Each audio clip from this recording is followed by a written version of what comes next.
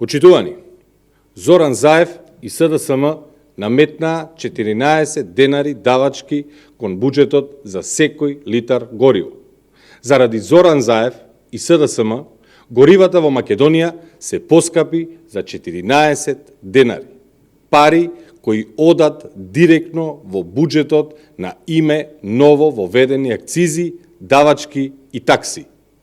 Тоа е покачување кое не е последица на зголемување на светската цена на горивата, туку е последица на алчноста на Зоран Заев.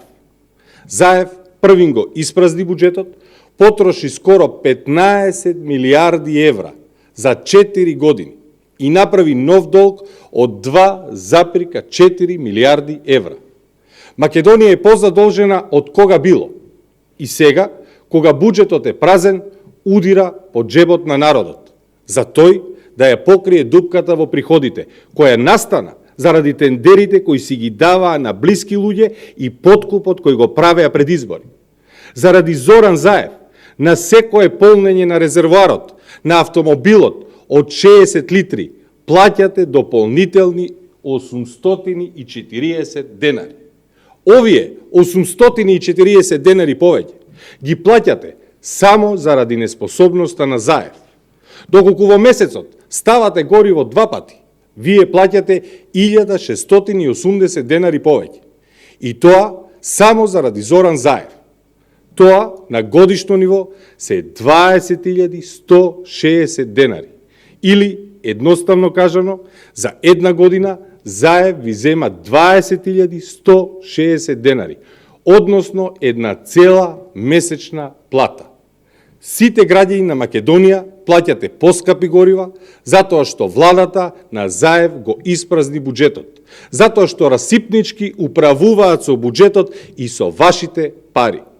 Дополнително, ова покачување на цената ќе влијае и на цените на сите производи во малопродажба. Постои реална опасност од ценовен шок и зголемување на цените на сите производи, пред се заради фактот што горивата се примарно средство за производство во многу дејности. Од овде апелираме власта да се откаже од најновото покачување од 4,13 денари и наместо со даноци да почне да крати од непродуктивните трошоци, да крати од големите тендери и да скрати од подкупот кој го прават за избори.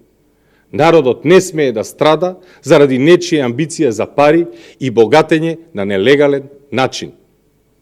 Да ставиме крај на поделбите на СДСМ и Заев, на граѓани од прв и граѓани од втор ред. Македонија за сите луѓе. Ви благодарам на вниманието. Прашања? Господин Лекар од Центарот за комуникација стигна едно прашање. За денеска во Софија, дали очекувате некаков договор таму?